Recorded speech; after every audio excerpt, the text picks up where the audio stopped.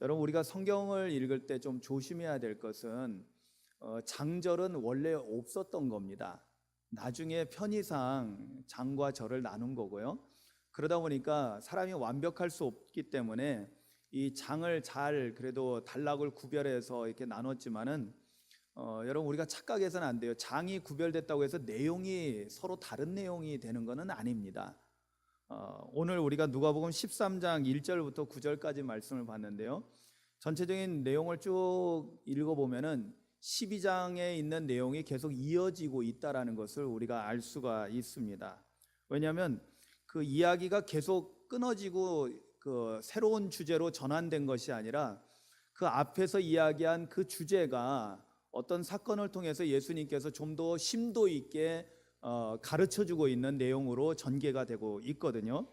특히 우리가 지난 시간에, 지난주가 아니라 지난 시간이죠, 우리가 말씀을 강의했던 12장 54절에서 59절 말씀에서 우리가 무슨 말씀을 함께 나누냐면은 길에서 화해하기를 힘쓰라. 아멘. 우리가 그리스도인들이 신앙의 여정을 걸어가면서 믿음의 삶을 살아가면서 우리가 힘써야 될 것이 있는데, 그 힘써야 될 것이 뭐냐? 화해하기를 힘써야 된다라고 우리 주님께서는 가르쳐주고 있는 것을 우리가 배웠습니다. 근데 누구와 화해를 해야 된다고 했습니까? 제일 먼저 우리가 생각해야 될 대상은 항상 하나님입니다. 왜냐하면 다른 관계가 다 아무리 좋다 해도 하나님과의 관계가 깨지면은 다 소용이 없거든요. 다 심판받고 멸망당할 수밖에 없습니다. 여러분, 죄의 삭은 뭐예요? 사망입니다. 죄로 인해서 우리는 하나님과 원수가 되어졌고, 하나님과 원수가 되어서는 여러분, 우리 인생의 마지막 결말을 알게 됩니다. 심판받고 지옥 가는 길밖에 없습니다. 그렇기 때문에 무엇보다도 하나님과 화해하는 일에 우리가 힘써야 될 줄로 믿습니다. 근데 하나님과 화해하는 것은 무엇입니까? 화해는 쌍방간에 이루어지는 건데, 하나님께서는 우리와 화해하기 위해서 무엇을 하셨냐면은 하나님의 외아들 독생자 예수 그리스도를 십자가의 대속제물로, 희생제물로 내어주셨습니다. 아멘. 예. 그러므로 인해서 하나님 편에서는 이미 화해를 이루셨어요. 그러면 우리에게 남아있는 것이 있죠. 우리에게 남아있는 것은 무엇입니까? 바로 우리의 죄를 하나님 앞에 자복하고 회개하는 것이었습니다. 아멘. 그렇다면 하나님께서는 이미 적극적으로 화해를 위해서 이미 다 이루셨어요. 우리가 해야 할 일은, 우리가 힘써야 할 일은 하나님 앞에 우리의 죄를 자복하고 회개하는 것이라는 것입니다. 예수님께서 사실은 59절, 12장 59절에 이 말씀을 우리가 지난 시간에는 그렇게 크게 제가 강조하지 않고 넘어가는데요, 이 말씀이 사실 오늘 본문하고 아주 중요하게 연결되는 연결고리 역할을 해줍니다. 여러분, 59절 말씀, 12장 59절 말씀을 여러분 한번 보시기 바랍니다. 한번 천천히 같이 읽어볼까요? 시작. 내게 이르노니 한 푼이라도 남김이 없이 갚지 아니하고서는 결코 거기서 나오지 못하리라 하시니라. 아멘. 여기 한 푼이라는 것은 뭐냐면 우리 한 랩돈, 가장 작은 그 동전 단위를 말하는 거예요. 뭐 우리로 따지면, 지금으로 따지면 100원, 500원 그 정도, 얼마 안 되는 거잖아요. 정말 우리가 큰 것을 아무리 다 갚고 그랬다 할지라도 작은 거라도, 작은 죄라도 남아있으면은 우리는 감옥에서 나올 수 없다라고 말씀합니다. 이 감옥은 물론 지옥을 의미하는 것이고요. 얼마나 무서운 경계의 말입니까? 얼마나 무서운 경고의 말입니까? 그때 마침, 오늘 13장 1절은 이렇게 시작합니다. 그때 마침. 자, 예수님께서 지금 회개의 중요성에 대해서, 하나님과 화해하는 것, 우리가 회개에 힘써야 될 것에 대해서 말씀하고 있는데, 바로 그때 마침 어떤 사람들이 와서 갈릴리 지역에서 있었던 큰 사건을 한 가지 이야기합니다. 그것은 뭐냐면 빌라도가 와서, 빌라도가 왔다라는 것은, 빌라도는 로마 총독입니다. 빌라도가 직접 온 게 아니라 로마 총독이니까 뭐냐면 로마의 군대가 왔다라는 거예요. 실제로 역사 속에서 일어났던 일인데요, 뭐냐면 갈릴리 지역 사람들이 좀 약간 좀 반항적인 기질이 좀 셌어요. 그래서 사실 유대 민족 입장에서는 굉장히 민족주의적인 정신이 강한 거죠. 그런데 로마 입장에서 볼 때는 반란이 잦아가지고 가끔씩 좀 혼을 내줘야 되는 그런 지역이 갈릴리 지역이었습니다. 그래서 6월절이라든지 이럴 때 제사를 드릴 때 가가지고는 사람들을 죽여가지고 그 제물에 사람의 피가 떨어지게 만들었다라는 것입니다. 실제로 역사 속에서는 한 번에 그렇게 가서 2,000명, 3,000명을 살해한 경우도 있다라고 요세푸스라는 역사가는 기록하고 있습니다. 그러니까 그런 사건이 일어난 겁니다. 큰일이 일어난 겁니다. 많은 사람들이 하나님께 예배드리기 위해서 제사드리기 위해서 모였는데 로마 군대가 와가지고 그 사람들을 그냥 무차별하게 쳐 죽인 겁니다. 끔찍한 사건이죠. 그런데 예수님께서는 이 사건에 대해서 이렇게 평가하십니다. 여러분, 사람들은 당시 유대 사람들의 의식을 우리가 좀 이해할 필요가 있습니다. 뭐냐면 여러분, 유대인들은 무슨 생각을 하면서 살았냐면, 우리가 이제 그 구약을 이렇게 공부할 때 그 신명기 사가라고 해서 신명기 사가의 어떤 의식에 대해서 이제 그러한 사상에 대해서 저희가 공부를 합니다. 그것은 뭐냐면 아주 철저합니다. 하나님 말씀대로 살면 복을 받고 하나님 말씀대로 살지 않으면 저주를 받는다는 거예요. 아멘이죠. 사실 신명기에서 사실 그 말씀을 우리에게 가르쳐주고 있어요. 그렇습니다. 그게 일반적으로는 맞습니다. 그러나 항상 맞는 것은 아니죠. 어디서 그게 나옵니까? 욥기를 보면은 그것이 아니라는 것도, 항상 그렇지 않다라는 것도 성경에는 나와 있는 것을 보게 됩니다. 그래서 사실은 욥기는요 아주 특별한 책입니다. 우리 인간이 너무나 인간들의 어떤 상식적인 수준에서 일반화시키는 것을 딱 막아버리는 것이 뭐냐면 욥기입니다. 왜? 욥은 당대에 의로운 사람이었는데 아무 이유 없이 많은 환난을 겪게 되는 거예요. 사단의 장난이었죠. 그리고 하나님도 그걸 허용하셨고요. 어떻게 보면 그 원인이 하나님께 있다라고도 말할 수 있을 정도로 욥은 자기가 잘못하지 않은 일에 대해서 그것 때문에 환난을 겪게 됩니다. 예수님께서 그 당시의 시대 사람들도 여전히 신명기 사가의 그런 사상을 가지고 있는 유대인들을 향해서 이렇게 말씀하는 거예요. 그들은 무슨 생각을 하냐면, 어떤 사람들이 큰 변을 당했어요. 사고를 당했어요. 일찍 죽어요. 이렇게 로마 군대가 와가지고 쳐들어와서 많은 사람을 죽였을 때 많은 사람들이 이런 해를 입었습니다. 그때 사람들은 뭐라고 하냐면은, 아유, 뭔가 죄가 있어서, 뭔가 하나님 앞에 죄를 지었기 때문에 저들이 저렇게 해를 받은 거야 라고 생각을 한다라는 것입니다. 뭐 때문에 그들이 참변을 해를 받아요? 죄가 있어서. 일반적으로 맞는 이야기지만 우리가 죄 때문에 마지막에 결국에는 하나님의 심판을 받고 멸망당한다는 것은 맞지만은, 그러나 여기에는 굉장히 조심해야 될 것이 있어요. 뭐냐면 해를 받은 사람은 죄가 있어서 해를 받은 거고, 해를 받지 않은 사람은 죄가 없어서 해를 안 받은 건가요? 이게 마치 잘못하게 되면은 마치 흑백이 가려지는 듯한 느낌. 그런데 거기에 대해서 예수님께서는 단호하게 이렇게 말씀합니다. 너희는 이 갈릴리 사람들은 해를 받은 사람들이에요. 죽임당한 사람들을 의미합니다. 이같이 해 받음으로 다른 모든 갈릴리 사람보다 죄가 더 있는 줄 아느냐? 무슨 얘기예요? 죽지 않은 사람들은 죄가 없어서 안 죽고 죽은 사람들은 죄가 더 커가지고 죽었느냐? 그게 아니라는 것입니다.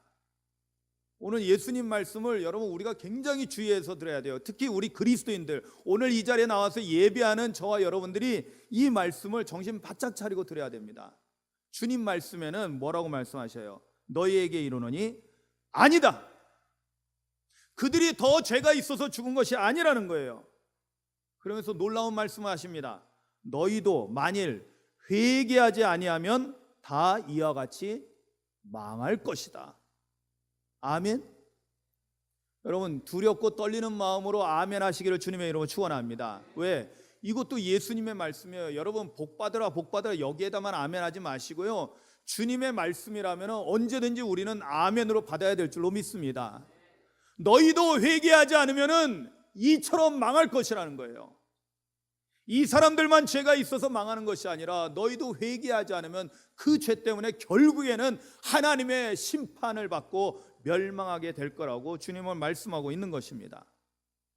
그러면서 또 하나의 사건을 예수님께서 들어서 말씀하십니다. 그것은 뭐냐면 실로암 망대를 공사하다가 그게 무너져 가지고는, 여러분 그런 사고도 우리도 종종 일어나잖아요. 예? 우리도 뭐 이렇게 산풍이라는 빌딩이 무너지기도 하고요, 한강 다리가 무너지기도 하고요. 그래서 죽은 사람들이 있습니다. 산풍이라는 그 백화점의 빌딩이 무너질 때 저도 너무나 잘 아는 사람이, 그 가족이 거기서 전화 통화 중에 무너졌어요. 어떤 분이냐면은 그 옆에 법원이 가깝잖아요. 법원 판사였어요. 정말로 효자고요. 아들이 둘이 있는데 그 큰 아들이 판사인데 엄마랑 전화하다가 뚝 끊어진 거야. 그런데 바로 그때가 산풍이 무너진 때였어요. 그때 그 산풍에 있었어요.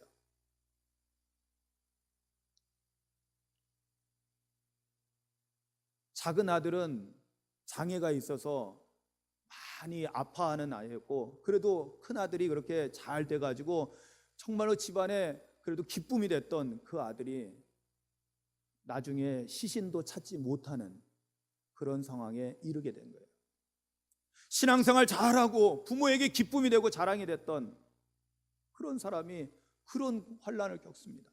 여러분, 우리는 그러면 그런 사람은 죄를 많이 졌기 때문에 그런 일을 당했다라고 누가 감히 말할 수 있겠어요? 그런데 당시의 유대인들은 이렇게 망대가 무너져서 이런 사고로 사람들이 18명이나 죽었다고 합니다. 이 사람들은 뭔가 하나님 앞에 죄를 졌기 때문에 이렇게 죽임을 당했다라고 생각을 합니다.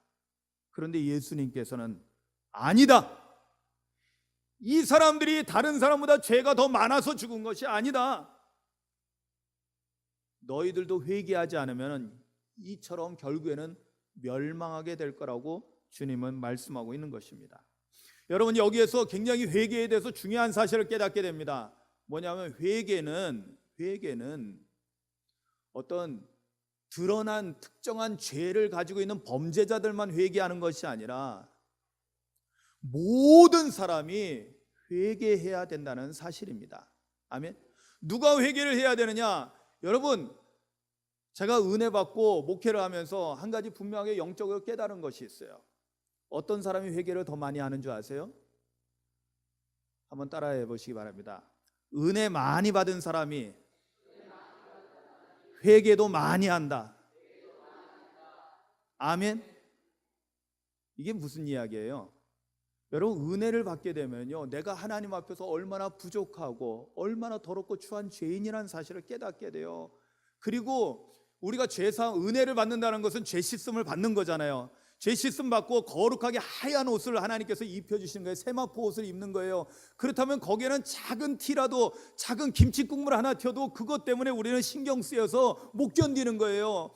그런데 여러분, 죄로 더러워져 있는 사람은, 옷을 갈아입지 않은 사람은 아무리 이런저런 것이 튀어도요 신경 안 써요. 무슨 얘기예요? 은혜 많이 받은 사람은 회개를 많이 하면서, 반대로 은혜를 못 받은 사람들은요 회개할 줄 모른다는 거예요. 여러분, 세상 사람들 회개하는 거 봤어요? 정말로 아주 큰 죄를 짓고 그거에 대해서 깨달았을 때 그냥 참회의 눈물을 흘리기는 해도 진정으로 회개하지는 않습니다. 회개라는 단어 자체가 그 사람들에게는 필요가 없어요. 그렇다면은 저와 여러분들은, 제가 지난 시간에도 그러한 강력한 도전적인 질문을 했죠. 여러분, 죄가 없어서 회개를 안 하시는 겁니까? 아니면 죄가 너무 많아서 회개를 안 하시는 겁니까? 어느 쪽인 것 같아요? 죄가 없습니까? 여러분들은 의인입니까? 하나님 앞에서 나는 흠 하나 없이, 나는 지금이라도 당장 천국으로 당장 들어갈 수 있는, 나는 아주 깨끗하고 정결하고 완전한 사람이라고 여러분 자부할 수 있습니까? 천만에요. 그럴 수 있는 사람은 아무도 없습니다. 성경이 우리에게 말씀하고 있는 것, 로마서 3장 23절에 뭐라고 말씀합니까? 모든 사람이 죄를 범하였음에 하나님의 영광에 이르지 못한다고 그랬습니다. 모든 사람의, 저와 여러분들이 다 포함되는 줄로 믿습니다. 여러분 보세요. 우리가 예수님을 믿을 때 우리의 원죄에 대해서 예수님의 십자가 대속의 은혜로 죄사함을 받습니다. 여러분, 거듭난 사람은 죄 안 짓고 사나요? 여러분, 지난주에 우리 감신대 소그룹 영성 훈련하면서 저희가 참고로 보는 그 웨슬리 설교, 표준 설교가 있어요. 우리 감리교 창시자이신. 근데 지난 시간에 우리가 봤던 그 웨슬리 목사님의 설교가 어떤 설교냐면 신자의 회개입니다. 그러니까 신자라는 것은 오늘 믿는 사람들을 말하잖아요. 믿는 사람들의 회개. 그러면서 그 서두에 이것을 말해요. 거듭난 사람도, 거듭난 신자가 회개해야 되느냐 안 해야 되느냐. 여러분 생각은 어때요? 우리가 성령으로 거듭났으면 완벽하게 살기 때문에, 하나님의 능력으로 살기 때문에 회개할 것 없다, 아니면 그래도 회개해야 된다? 어느 쪽이에요? 그래도 회개할 것이 있다라는 거예요. 왜? 우리가 육체 가운데 이 세상 살다 보면은 나도 모르게 내 마음속에서 나쁜 생각이 들어요. 갑자기 미워하는 마음도 생겨요. 그래도 하나님의 말씀의 은혜 가운데 그래도 사랑하는 형제 자매인데 내가 용서해야지, 용납해야지 하고 하지만은, 그렇지만 거기에 대해서 정말로 우리가 회개를 하나요? 또는 내가 알게 모르게, 여러분, 우리가 알고 지은 죄뿐만 아니라 모르고 지은 죄. 저는 깜짝 놀란 게요, 그 웨슬리 목사님의 그 신자의 회개에 대해서 내용을 쭉 보고 학생들한테도 대략 설명을 해줬지만요, 그 회개의 내용에 대해서, 그러니까 믿는 사람들이 회개해야 될 것들의 내용들을 이렇게 쭉 보니까요, 제가 해당되는 게 너무나 많은 거예요. 저에게, 목회자인 저에게도. 영성을 공부하고 영성을 위해서 열심히, 그리고 정말 주님 앞에서 올바르게 해야 되겠다고 몸부림치고 있는 저도 회개할 거에 다 걸리는 거야. 웨슬리 목사님이 이렇게 조목조목 해놨는데요, 다 걸리는 거야. 요즘 제가 굉장히 무력감에 약간 빠져 있는데, 그 무력감도 사실은 하나님의 성령의 능력 안에서 온전히 살지 못하기 때문에 회개해야 할 대상이더라고요. 그리고 하나님을 의식하지 않고 행하는 모든 행동들에 대해서도 우리가 회개를 해야 된다라고 웨슬리 목사님은 그 설교에서 쓰고 있더라고요. 여러분 보세요. 내가 행하는 말과 행동이 정말 하나님께 영광이 되는지 안 되는지 그거 늘 생각하면서 우리가 말하고 행동합니까? 아니요. 그냥 내 생각대로 말하고 행동하고, 어쩔 때는 기분 내키는 대로 그냥 입에서 나오는 대로 막 얘기해가지고 상대방이 상처를 받든 말든 그냥 막 말할 때가 얼마나 많습니까? 내 성질 난다고 내 성질대로 얘기할 때가 얼마나 많습니까? 사실 우리가 거듭났다고 해도, 여러분, 거듭났다고 해서 완전해지는 건 아니에요. 거듭나는 것은 영적으로 영의 사람이 돼서 이제부터 성화의 삶을 살아가는 것을 의미합니다. 성화라는 것은 거룩한 삶을 살아가는 거예요. 그래서 완전에 이를 때까지 가야 되는데, 우리가 그리스도의 완전에 이르려면 아직도 까마득하게 먼 거예요. 왜? 완전이라는 것은 예수 그리스도의 장성한 분량에 충만한 데까지 이르는 게 완전이거든요. 그래서 그리스도의 완전이라고 하거든요. 거기까지 가려면 우리는 아직도 멀었던 거예요. 그런데 회개를 안 해요. 그러면서 마치 우리는 의로운 것처럼, 여러분, 주일 성수 잘하고 주일 안 빠지고 11조 잘하고 뭐 의무생활 잘하고 기도생활 잘하고 그러면 나는 의로운 줄 아세요? 그렇지 않습니다. 여전히 우리는 하나님 앞에서는 참으로 어쩔 수 없는 죄인이라는 사실을 깨닫기를 주님의 이름으로 축원합니다. 우리가 자칫 잘못하면은 이런 함정에 쉽게 빠지는 거예요. 마치 이제 내가 굉장히 경건하게 거룩하게 살다 보면은 좀 잘못하는 사람들 보면 저 사람은 왜 저 모양이야 하고서 정죄하기를 쉽게 합니다. 우리는 그러면 죄를 한 가지 더 하는 거예요. 마치 나는 의로운 것처럼 생각하면서 저 사람은 나쁜 것처럼 얘기합니다. 저도 그럴 때가 많았습니다. 요즘 시대를 보면서, 교회를 보면서, 목사님들을 보면서, 많은 교회의 지도자들을 보면서 왜들 저럴까라고 하면서, 그런데 요즘은 그렇게 하지 않습니다. 잘못하는 목사님 보면 그게 나다 생각하고 같이 회개합니다. 뭐 나는 그러지 않았어라고. 아니요. 여러분, 우리는 그리스도 안에서 둘입니까? 셋입니까? 하나입니까? 알기는 우리가 잘 알죠. 그죠? 그리스도 안에서 하나예요. 그런데 마치 어떤 일이 딱 벌어지면은 저놈은 나쁜 놈, 나는 의로운 놈이야. 그럴 때가 얼마나 많아요. 그러니까 저 사람은 회개해야 되고 나는 회개 안 해도 되는 거야. 오늘 예수님 말씀에 의하면은 우리도 회개하지 않으면 어떻게 돼요? 똑같이 망한다는 거예요. 회개하지 않으면은 우리도 심판받고 멸망당한다는 것을, 여러분, 예수님의 이 경고의 말씀을 흘려듣지 않기를 주님의 이름으로 축원합니다. 그래서 뭐에 힘써야 돼요? 회개하는 일에 힘써야 돼요. 하나님 앞에서 우리가 부족하고 불완전한 거 하나님 앞에 늘 겸손히, 그래야지 우리가 겸손해질 수밖에 없어요. 안 그러면 사람은요, 조금 잘하면 얼마나 내가 잘난 줄 알고 그냥 얼마나 목에다 힘주고 있는지. 저는 교회에서요, 굉장히 잘하는 성도님들 보면은 가끔 불안해요. 왜 그런 줄 아세요? 잘하시는 분들이 좋아요. 얼마나 좋아요. 잘하는 분들이 많아야죠. 그런데 자칫 잘못하면 이런 분들이 뭘 의미하냐면 목사님이 나를 인정해 줘야 돼요. 목사님이 인정 안 해주면 어느 순간인가 확 돌아섭니다. 그래서 잘한 거 그 이상으로 잘못해요. 여러분, 이 사람에게는 인정 욕구라는 게 대단합니다. 저에게도 인정 욕구가 얼마나 큰지 몰라요. 여러분, 목사들이요, 이 설교 잘한다는 얘기 듣기 위해서 얼마나 몸부림치는 건지 몰라요. 제가 이걸 내려놓기 위해서 얼마나 정말로 하나님 앞에서 몸부림쳤는지 몰라요. 그러다 보니까 요즘은 점점 설교를 더 못하는 것 같아요. 이 욕망을 내려놓으니까 좀 잘하려고 하는 그런 욕망도 있어야 될 것 같은데, 그러나 제가 하는 것이 아니라 성령님께서 하시는 줄로 믿습니다. 오늘 말씀을 잘 들으세요.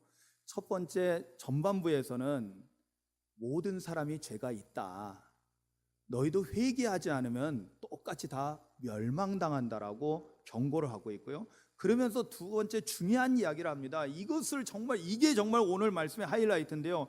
여러분, 6절부터 9절까지 무슨 이야기를 하고 있습니까?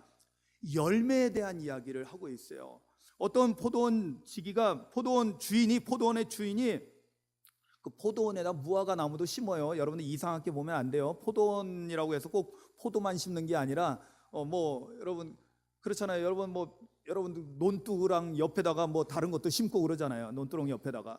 그러니까 포도원 안에 무화과를 심었습니다. 그리고 와서 3년 있다가 열매를 찾으러 왔어요. 당연하죠. 이제 열매가 열렸을 때가 됐으니까. 그런데 열매가 없습니다. 포도원지기에게 명령합니다. 뭐라고 말씀해요? 내가 3년을 와서 이 무화과 나무에서 열매를 구하되 얻지 못하니 찍어버려라. 어찌 땅만 버리게 하겠느냐. 여러분, 이건 비유거든요. 이의 비유로 말씀하시되, 여러분 이 문맥을 잘 보셔야 돼요. 만약에 우리가 이것을 하나로 연결되는 말씀이라고 생각하지 않으면 엉뚱한 이야기하고 말 거예요. 왜냐하면 우리가 살면서 열매는 여러 가지 열매가 있거든요. 그런데 여기서는 무슨 열매를 말하겠어요? 이의 비유로 말씀하신다는 것은 그 앞에 무슨 이야기했어요? 회개에 대한 말씀을 하셨단 말이죠. 그럼 무슨 열매겠어요? 회개의 열매. 여러분, 누가복음 우리 앞에 3장에 보면은 제일 먼저 예수님에 앞서서 제일 먼저 그 예수님의 길을 이렇게 준비한 사람이 있었죠. 세례 요한이 먼저 복음을 선포합니다. 그런데 많은 사람들이, 유대인들이, 바리새인들이 그들이 세례만 받으려고 오니까 그때 뭐라고 말씀합니까? 독사의 자식들아 하면서 막 뭐라고 하면서 너희들이 회개에 합당한 열매를 맺어라. 뭘 맺으라고요? 회개에 합당한 열매를 맺어라. 그리고 너희들이 아브라함의 자손이라고 말하지 말라. 무슨 얘기예요? 우리는 거룩한 백성이다, 하나님께 택함받은 민족이다, 그러면서 너희들 의로운 줄로 생각하지 말라는 거예요. 회개 똑바로 하고 올바른 회개, 온전한 회개를 하라는 거예요. 회개의 열매를 맺어서 하나님 앞에 보여드리라는 거예요. 그러지 않으면 다 가짜라는 거죠. 그렇다면 오늘 여기 예수님께서 말씀하시고 있는 이 비유로 말씀하시는 이 열매도 그 어떤 열매가 아니라 이 문장에서, 이 대목에서는 회개에 합당한 열매를 말하는 거예요. 그러면 회개에 합당한 열매에 대해서 여러분 생각해 볼 필요가 있어요. 자, 여기 회개에 합당한 열매에 대해서 말씀을 나누려고 보니까 저희가 지난 수요일 날 우리가 에스라서를 말씀을 묵상하는 가운데 참 감사하게도 에스라서에서도 에스라가 이스라엘 민족이 다시 바벨론 포로로 끌려갔다가 돌아와서 다시 그들이 회복하고 다시 성전을 세우고 다시 회복하는 과정 속에서 큰 문제가 발생했어요. 그것은 뭐냐면 그것 때문에 이스라엘이 망했는데 또다시 그런 죄를 짓는 거예요. 그건 뭐냐면 이방 여인들을 데려다가 들어가 가지고 시집장가하고 가고 그러면서 이방의 우상들도 함께 따라 들어오고 그러면서 민족의 순수성이, 하나님의 거룩함이 깨지는 그런 상황이 있겠는 거예요. 그래서 에스라가 회개를 촉구합니다. 회개를 촉구할 때 거기서 에스라는 제2의 모세라고 할 정도로 말씀에 충만하고 말씀을 잘 가르치신 분인데, 이분이 하나님 말씀에 의거해서 우리가 어떻게 회개해야 되는지에 대해서 아주 단계별로 정확하게 우리에게 알려주십니다. 그게 에스라 10장 10절 이하에 쭉 나와 있죠. 11절에 보면, 에스라 10장 11절에 보면 이렇게 말씀합니다. 이제 너희 조상들의 하나님 앞에서 죄를 자복하고 그의 뜻대로 행하여 그 지방 사람들과 이방 여인을 끊어버리라 하니. 아멘. 여기 지금 에스라가 백성들에게 지금 회개할 것을 말하면서 어떻게 하는 것이 회개에 합당한 열매인지에 대해서도 함께 말하고 있는 것입니다. 여기에서 회개의 단계를 우리가 볼 수 있는데요, 첫 번째 단계, 회개의 첫 번째 단계는요, 뭐 하는 거냐면은 내가 죄인이라는 사실을 깨닫고 하나님 앞에서 내가 죄인입니다라고 인정하는 거예요. 아멘. 여러분, 앞에서 예수님께서 두 가지 사건을 빌어서 너희들은 죄가 없는 줄로 아느냐? 아니다, 너희들도 회개하지 않으면 망한다고 그랬어요. 멸망당한다고 그랬어요. 무슨 얘기예요? 우리도 다 죄인이라는 거예요. 그리고 우리가 사실은 하나님 앞에서 나는 죄인입니다, 나는 더럽고 추한 죄인입니다라고 내가 인정하고, 그리고 나의 죄에 대해서 하나님 앞에 고백해야 된다는 거예요. 근데 여기에는 뭐가 따르냐면 뉘우치는 것이 따르는 거죠. 하나님, 정말로 내가 잘못했습니다라고 하나님 앞에서 고백하고 뉘우치는 거예요. 그런데 여러분, 이거는 회개의 첫 단계, 시작의 단계에 불과합니다. 참 안타깝게도 오늘날 많은 사람들이, 많은 그리스도인들이 회개하면은 그냥 시작만 하고 끝나는 거예요. 회개에 합당한 열매까지도 안 갑니다. 마무리까지도 안 가요. 온전하지를 못해요. 그러니까 계속 반복적으로 또 죄를 짓는 거예요. 우리가 하나님 앞에 나는 죄인입니다 고백하는 거 중요합니다. 왜냐하면 이것으로 말미암아 회개가 시작이 되거든요. 어쨌든 시작이 반이니까 시작이라도 해야죠. 아멘. 여러분, 하나님 앞에서 정말로 진심으로 하나님 앞에 나는 죄인입니다라고 고백하는 저와 여러분들 되시기를 주님의 이름으로 축원합니다. 아멘. 그래서 내가 죄인이라고 고백하고 나의 죄를 자복하고 회개하는 거예요. 뉘우치는 거예요. 근데 이건 시작일 뿐입니다.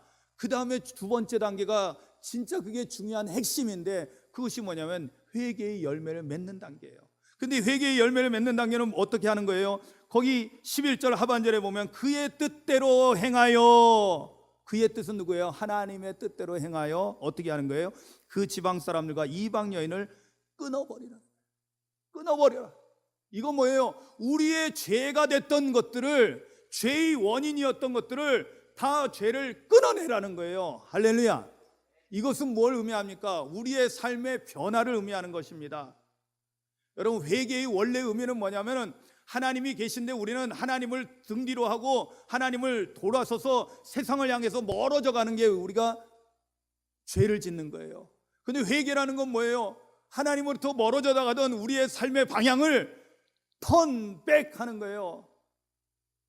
돌아서서 다시 하나님을 바라보고 하나님께로 돌아오는 것입니다. 아멘.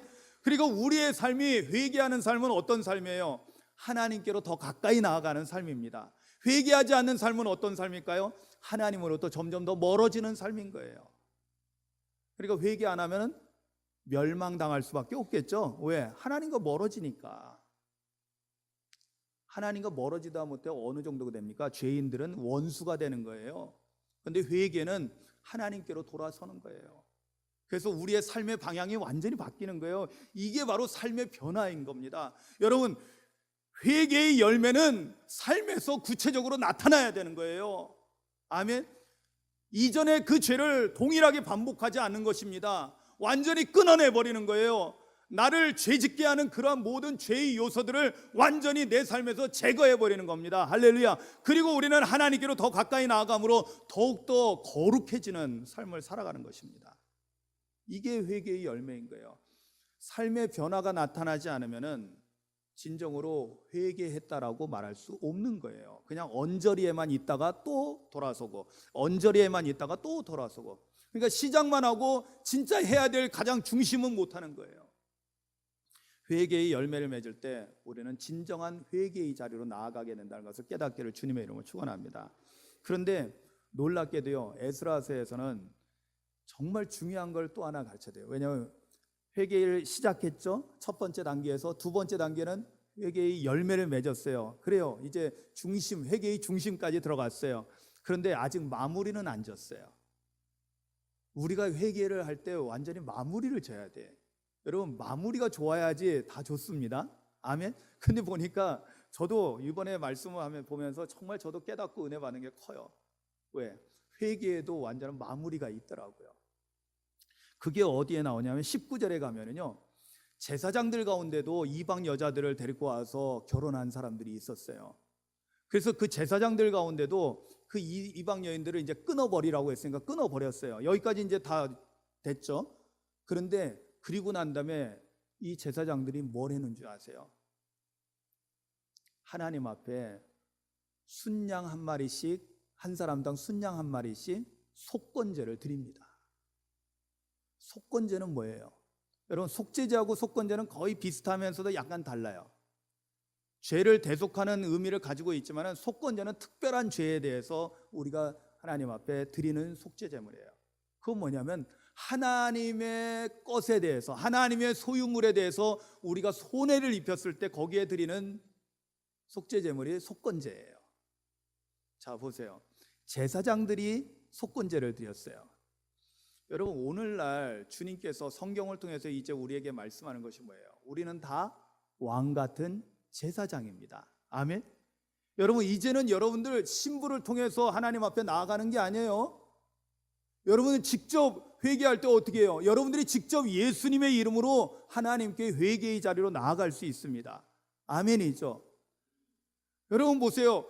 교회에서 성례를 행하는 것은 질서를 위해서 목사님이, 안수받은 목사님이 하지만은, 집례를 하지만, 여러분 가정에서 여러분들이 예배를 인도할 수 있어요, 없어요? 여러분들 가정 예배 다 인도할 수 있어요. 여러분 부모가 아무에게나 안수하면 안 되겠지만 내 자녀들에게 안수할 수 있어요, 없어요? 있어요. 여러분들 자녀들에게는, 여러분들 가정에서는 여러분들이 제사장인 거예요. 여러분, 우리는 다, 우리 모든 그리스도인들은 다 왕 같은 제사장이라고 성경은 분명히 우리에게 말씀하고 있는 거예요. 그렇다면 만약에 우리가 죄를 범하면 누구에게 손해를 끼친 거예요? 하나님께 손해를 끼친 거예요. 그 뭘 해야 돼요? 속건제를 드려야 돼요. 무엇을? 율법에 하면 순양 한 마리씩 드려야 돼요. 제가 수요일 날도 말씀드렸어요. 순양 한 마리가 2, 3만 원이에요? 네? 몇십만 원 할 거 아니에요, 양 한 마리가. 네?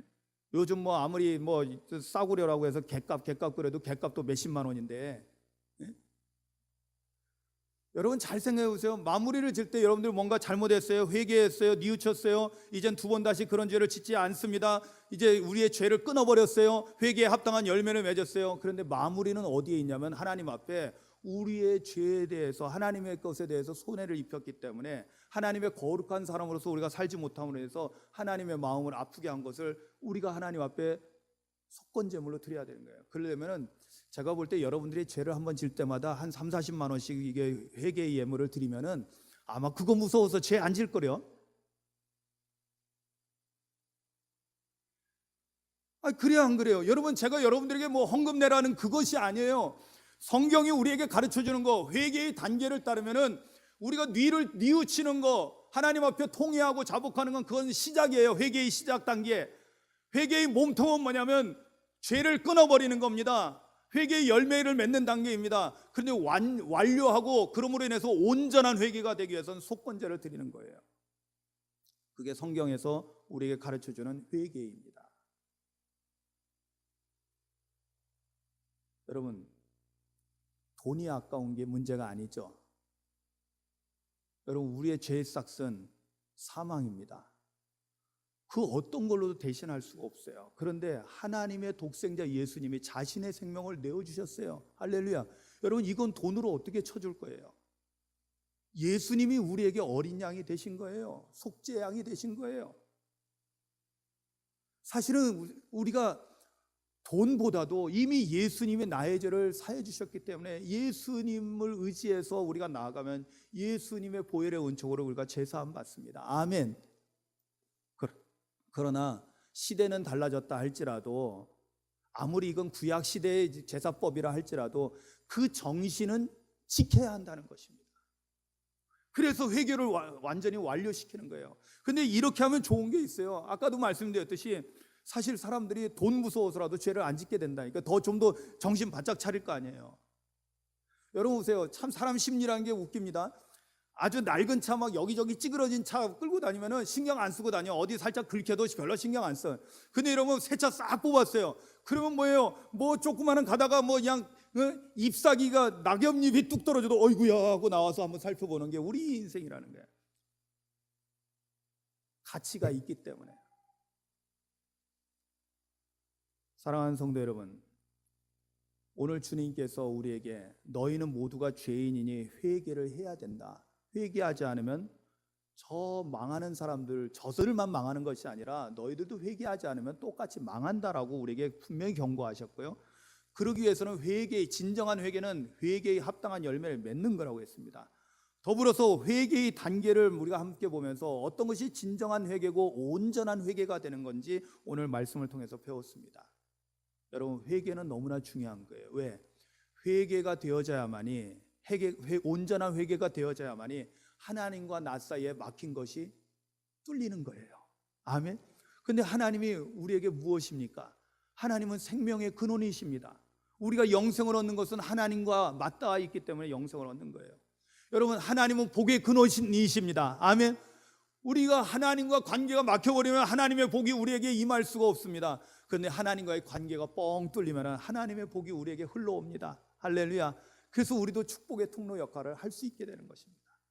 그런데 회개하지 않으면 하나님과의 관계는 끊어질 수밖에 없습니다. 사랑하는 성도 여러분, 회개하시겠습니까? 안 하시겠습니까? 회개를 해야 된다면 정말로 온전한 회개를 할 수 있기를 주님의 이름으로 축원합니다. 죄가 생각나지 않는데요. 여러분, 우리가 아직 은혜 가운데 깊이 들어가지 못했기 때문에 죄가 떠오르지 않는 거예요. 너무나 우리가 세속적으로 살고 너무나 육신적으로 살기 때문에, 영적으로 민감하지 못하기 때문에 죄가 떠오르지 않는 겁니다. 오히려 그런 사람은 더 하나님 앞에 겸손하게 무릎을 꿇어야 됩니다. 하나님, 이 부족한 죄인을, 너무나 부족해서 죄가 뭔지도 모르겠습니다. 내 죄가 뭔지도 모르겠습니다. 주님, 내 죄를 깨닫게 하옵소서.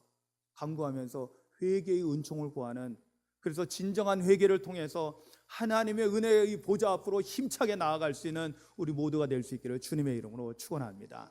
우리 함께 조용히 눈을 감고 기도합니다. 오늘 말씀을 생각하면서 마음 깊이 회개의 영을 나에게 부어달라고. 주님, 내가 하나님 앞에서 온전히 회개할 수 있는, 회개함으로 인해서 하나님과의 관계가 완전히 뚫려지고 하나님의 생명이, 하나님의 은혜와 복이 나에게 끊어지지 않고 임하는 놀라운 역사가 있게 해달라고 소망하며 기도합니다.